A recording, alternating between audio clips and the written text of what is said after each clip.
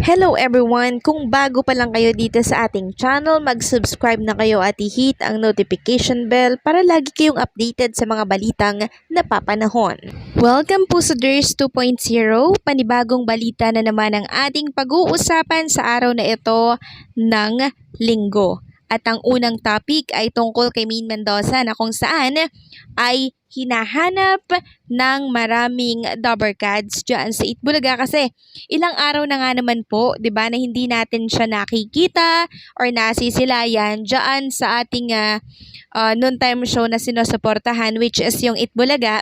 And ito nga po, nagbahagi po si Maine Mendoza sa kanyang TikTok account, no, na kung saan makikita dito ang video ng isang Maine Mendoza na pinaiksian na naman po ang kanyang buhok. Kung dati maiksi na, ngayon mas maiksi na po. At sabi nga po ni Maine Mendoza, no, when you are in a foreign country, so ayan ha, confirm, nandoon po siya sa ibang bansa.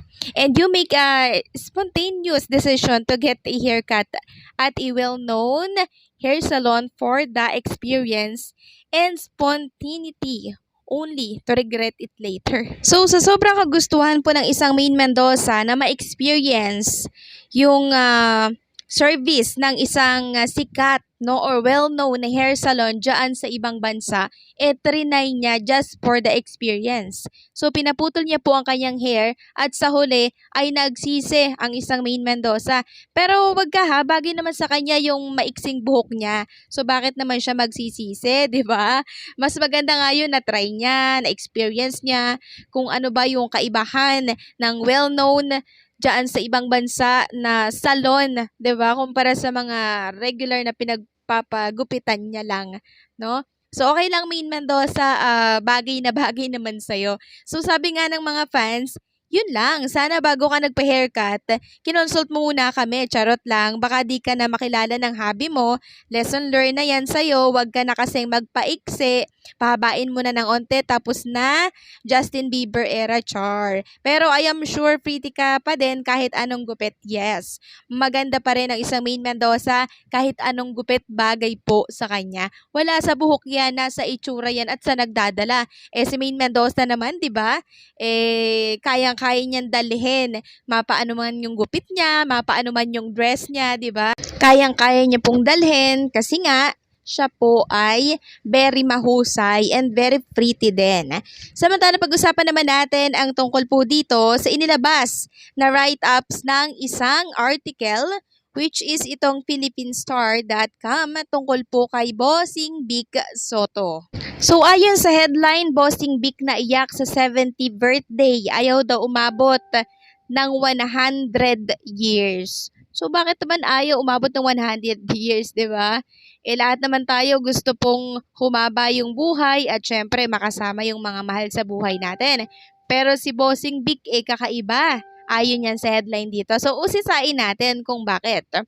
Sabi dito, hindi napigilan ni Bossing Vic Soto na umiyak sa 70th birthday surprise ng Itbulaga kahapon.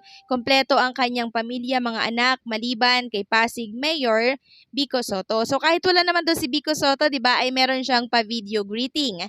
Kasi syempre, busy po ang ating mayor ng Pasig na ginagampanan ang kanyang tungkulin sa kanilang lugar.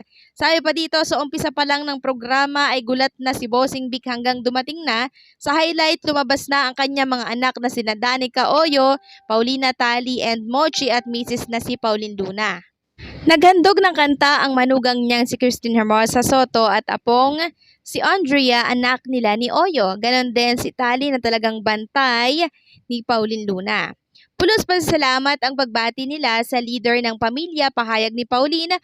I don't know if I say it enough but maraming salamat for all the love, sa lahat ng pagmamahal, sa lahat ng pag-aalaga. Ikaw ang leader naming lahat. Thank you for leading us to the right path to Lord. Maraming salamat dahil palagi mo kaming inaalala at iniisip.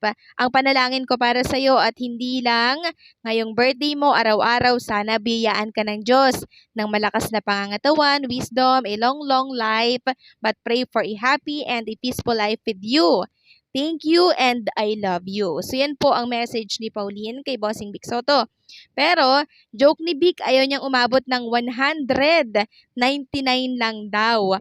Pagbati naman ni Tali, thank you Dad. Happy birthday Daddy. I love you. I pray for you all the time and I love you.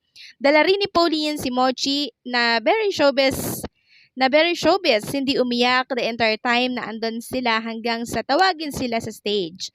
Isa ito sa mga pinakamasaya kong birthday at pinaka-meaningful, kung baga. Appreciated, hi, salamat.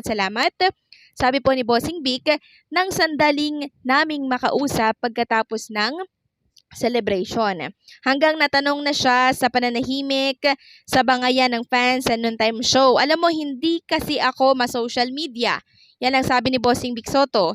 Mga naririnig-rinig ko lang pero part of the game yan. Kasama sa buhay yun eh. Iyong nagpapasiya ng araw-araw natin eh. Mga manonood, mga kumukontrahan or nagkokontrahan, kasama sa ano yun, kasama sa hanap buhay yun. Paliwanag po ni Bossing ng bayan. Pero sino ba talaga ang sinasabing kaaway ng Itbulaga? Never naming sasabihing kaaway or katapat kalaban, pero kaaway, iba yung kaaway namin, iba yung kaaway sa kalaban eh. Yung kalaban, it could be a friendly competition. It's always been that case, no, with Itbulaga and Showtime. Ilang taon na kaming magkatapatan, mananalo kami, mananalo sila, yun ang nagpapasaya ng tanghalian ng mga Pilipino. Pahayag pa ni Bossing sa ilang miyembro ng entertainment media. So nakakatuwa no, itong si Bossing Vic Soto, napaka-humble niya. Sabi ba niya dito, ako naman personally, naiintindihan ko na trabaho lang yon, pero yung kaaway iba yon, hindi ko babatiin yon. Pero anong masasabi niya sa mga troll or bashers? Lilipas din yan eh. Ako naman, yung mga troll na sinasabi, ako may panlaban doon. Scroll muna, baliwala na yun lahat. Yung fans, yung mga nagbabangayan, pero at the end of the day, dapat masaya lang tayo. Nakangiti ang sagot ni Bossing Vic Soto. Matalino na ang mga kababayan natin ngayon. Alam nilang fake news yun at hindi naman tumatagal. After a while, labas na rin ang katotohanan. Natawa naman siya nang tanungin kung hindi ba siya maglalabas ng record ng BIR tulad ni na Tito Soto and Joey De Leon. Pero totoo ba na half billion ang kinita ng Itbulaga in just 6 months? Huwag kayong mag-alala, nagbabayad kami ng tax. Sabay tawa nito, sabi po yan ni Bossing Vic Soto. Pero aniya, wala daw siyang alam doon. Basta ang alam niya daw, nakakapagpasaya daw sila, nakakatulong kahit papaano at masaya ako sa ginagawa at yun daw ang importante. Ngayon, senior na ako, mas lalo ko pang pasasalamatan ang lahat daw ng tao. Anong regalo mo sa sarili mo this year? Yan ang tanong ng media. Sabi po ni Bossing, regalo, wala. Ito na, kami kasi hindi kami maregalo eh. It's more of araw-araw na buong taon kayong magrereguluhan ng pagmamahalan. What are you most grateful for? Sabi po ni Bossing, gift of family, gift of friends. Bukod sa pamilya ni Bossing Vic, loyal Dabarkads across the country and around the world collectively greeted Itbulaga Villa Bossing a happy 70th birthday. So hanggang dito na lamang po ang update natin at maraming salamat sa pagsuporta at pagsubaybay.